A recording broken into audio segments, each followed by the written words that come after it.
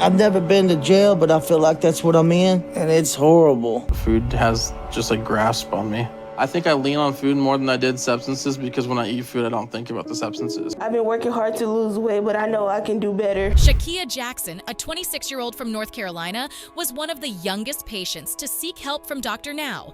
Weighing in at a staggering 655 pounds, she was already suffering from asthma and lymphedema, making every step a Herculean task. Imagine needing a walker in your 20s. It's like life's playing a cruel joke, but the punchline is that it hurts like hell. Hello, everyone! Before we dive into the most unsettling times on my 600-pound life, make sure to hit that subscribe button and ring the bell so you never miss out on these jaw-dropping stories. Ready for the wild ride? Let's get into it. I wake up in the morning with swelling because of the lymphedema that's in my leg. When I first stood up, it like, whoosh, because of the pain in my leg, in my knees. So much pain because it's so much weight. By the time I get to the bathroom, it's like my breathing is like bad. I already have asthma too, so. Her eating habits were nothing short of a horror show. Picture this. Breakfast consisted of stacks of pancakes drenched in syrup, bacon, and eggs. A feast fit for a king, except it was just for her. And lunch? Fast food galore? Dinner? Well, let's just say it was a buffet of fried chicken, mashed potatoes, and desserts that could make a sweet tooth weep. Her family tried to intervene, but their attempts were as effective as a screen door on a submarine. They loved her, sure, but enabling seemed easier than confronting the issue. My family, they try to tell me, cut down on food, choose better, healthy options. But I don't choose those options because the role of food in my life is a top priority. I've been like that ever since growing up. My mom was a single mom. Her past was riddled with trauma, including suffering from sexual assault and living in foster care. Food became her solace, her shield against the world's cruelties. It's almost like she was building her own protective fortress with every bite. But instead of bricks and mortar, her fortress was constructed from burgers, fries, and sugary treats. Oh, the irony of seeking protection from something that's slowly killing you, right? My mom raised me till I was in the 2nd grade. Then we were placed into foster care. When we was in 2nd grade, my mom started leaving us on our own while she was working 3 jobs. So then one of the neighbors made a report to child services. And we were too young to know what was going on. When they took me away from my mom, I was in foster care for 2 to 3 weeks until my dad took full custody. Fortunately, Shak began to have a good support system as she decided to take a drastic step by visiting Dr. Now. Their first meeting was, to put it mildly, a showdown. Dr. Now, with his no-nonsense attitude, didn't sugarcoat anything because, let's face it, Shak had enough sugar in her diet already. He laid it all out, her current weight, the health risks, and the brutal truth that if she didn't change, she wouldn't live to see another decade. His advice? A strict 1,200-calorie diet and a regimen of moderate exercise. Easier said than done for someone who considered lifting a fork as cardio. What is the highest weight you have been? This is the highest weight. So, what do you think got you to this point? I became an emotional eater. What do you mean you've been emotional eater? Had some dramatic things happen. So, at what age you noticed that you were overweight? I really started noticing like my weight really picking up when I was like in college. But it wasn't until recently it got worse to where I'm not able to do like the things I used to do. Shak's progress was a roller coaster of emotions. Initially, she was tasked with losing 50 pounds to qualify for bariatric surgery. However, her first weigh-in after starting the program was a crushing disappointment. She had lost only a few pounds. The disappointment was palpable, and the excuses flowed like the soda she used to drink. But Dr. Now, ever the tough taskmaster, wasn't having any of it. He demanded accountability and, quite frankly, showed her the mirror she had been avoiding. If not, you're not going to be able to live long because your view probably has helped to survive with a BMI like that. You're only 26. If you keep this up, you may not make it to 30. And at this point, we give you the roadmap and start working on this. Okay, so how much weight does she need to lose? Around 500 pounds for her height. But if you're talking about her first goal, she needs to lose 50 pounds over the next 2 months. However, Shakia's journey took a harrowing turn when she suffered from respiratory failure. She recalled going to bed one night and waking up on a ventilator. The ordeal left her using a walker, adding another layer of difficulty to her already challenging path. Despite this, she only managed to drop 20 pounds over a year. Her failure to lose the required weight led Dr. Now to drop her from the program. He told her that he might consider taking her as a patient again if she got herself back on track. I'm at 635.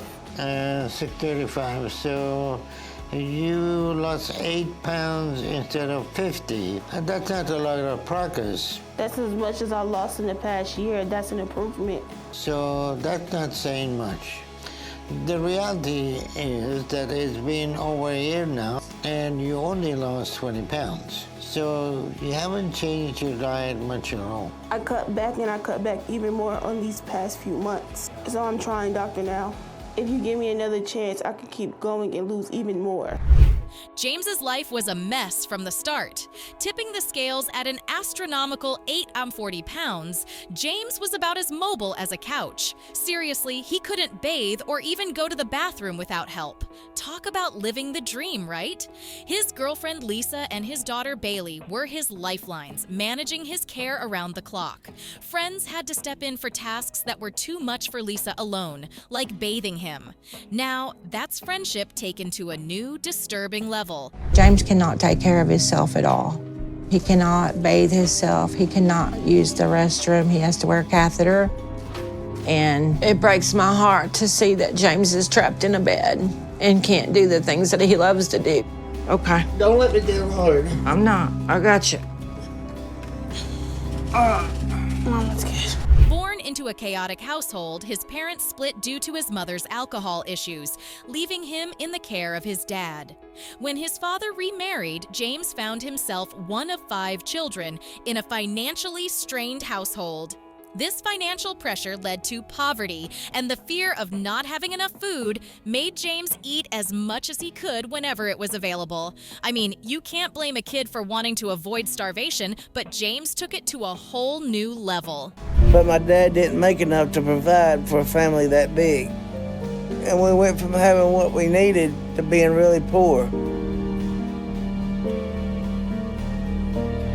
And I never knew if we were gonna have enough to eat.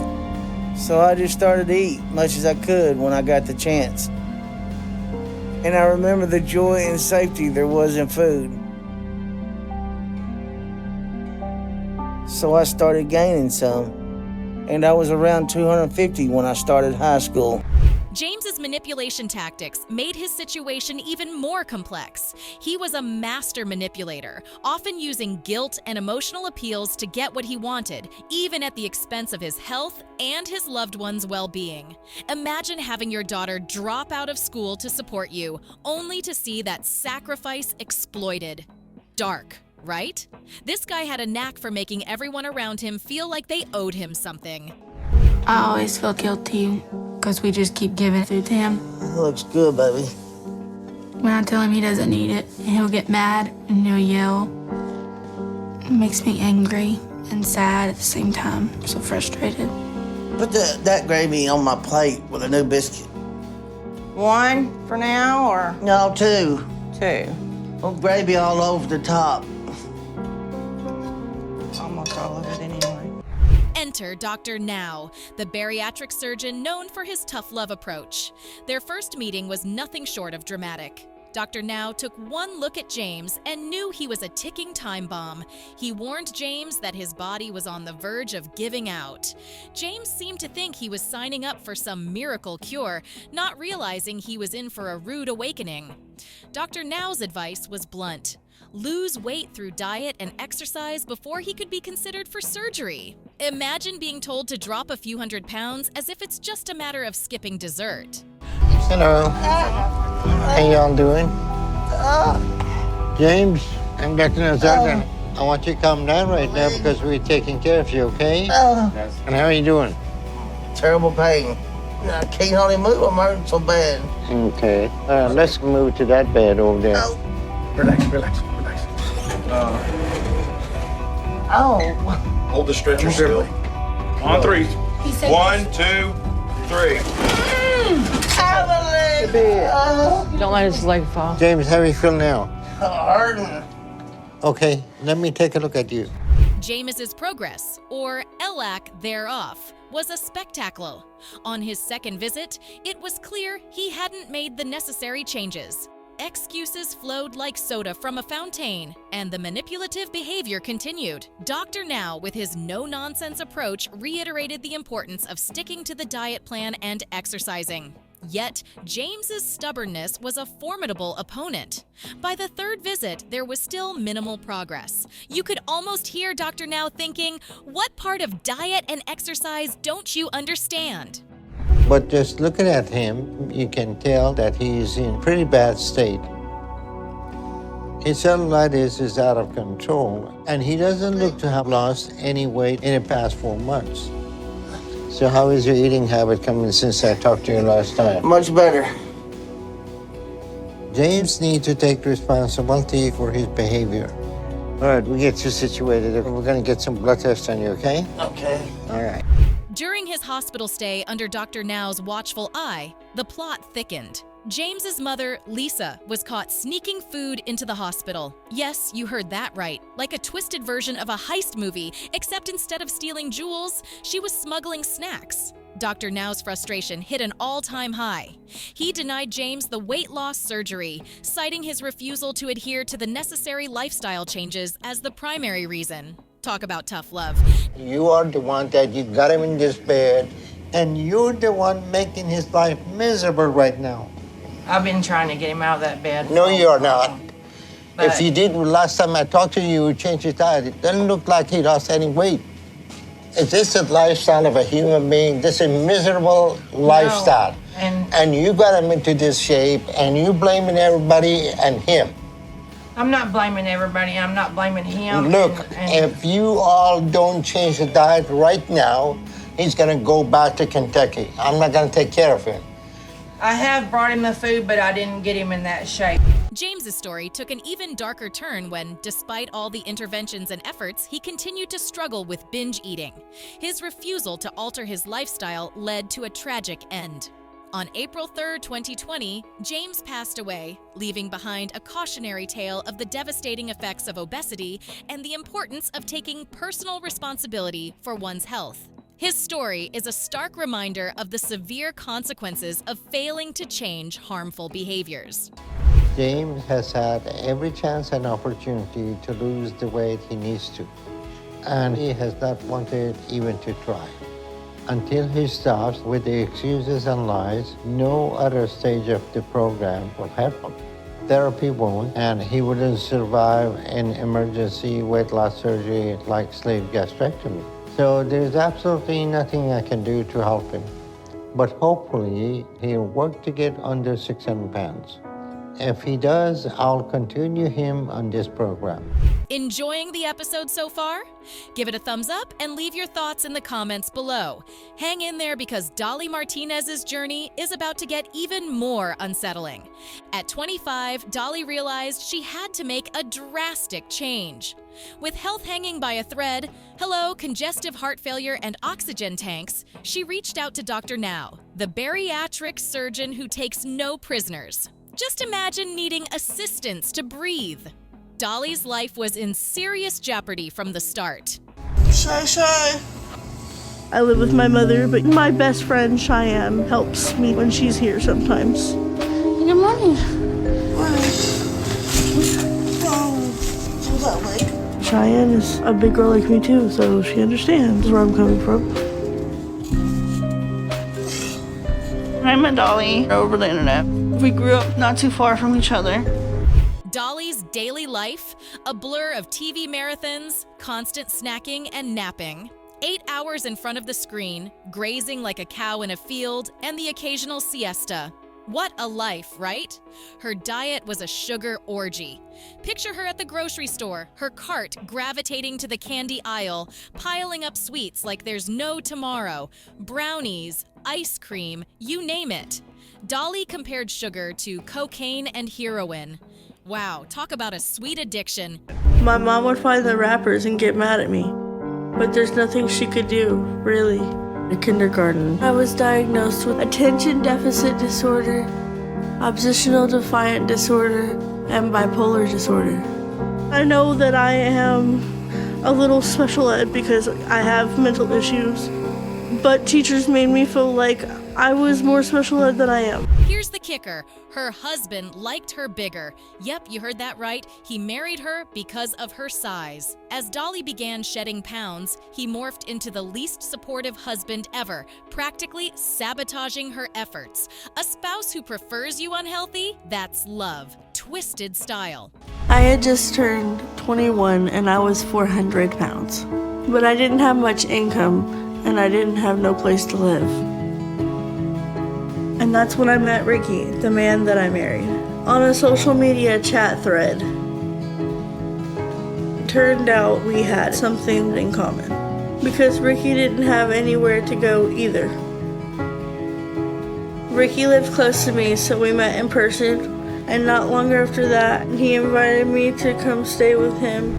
Things took an even darker turn when their daughter was born. Just 6 days old, and she was whisked away by Child Protective Services because Dolly and her husband couldn't provide a safe home. Her mother, Stacy, had to step in and take care of her. Can you believe the drama? It's like a soap opera on steroids.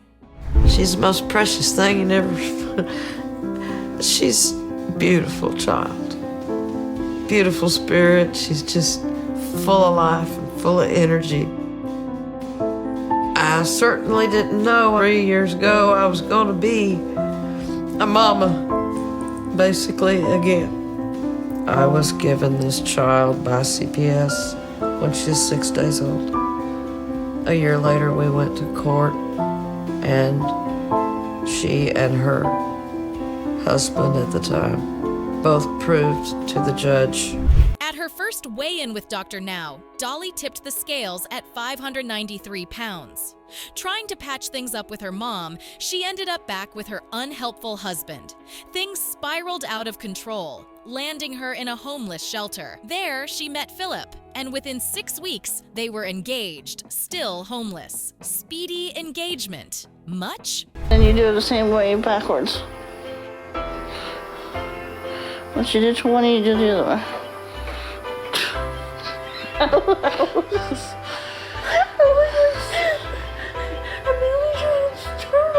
on. Alright? You don't have to exceed yourself every single time. Just work up to what you can do. Alright. Yeah. I think I might go sit on the couch for them. Okay. Dolly's progress was slower than a snail on a treadmill. By her second visit, the numbers barely moved. Dr. Now's patience was wore thin, and understandably so. Her chaotic life was a wrecking ball to her progress. At her third visit, the situation hadn't improved, leaving Dr. Now with no choice but to hit pause on surgery plans. Oh, God.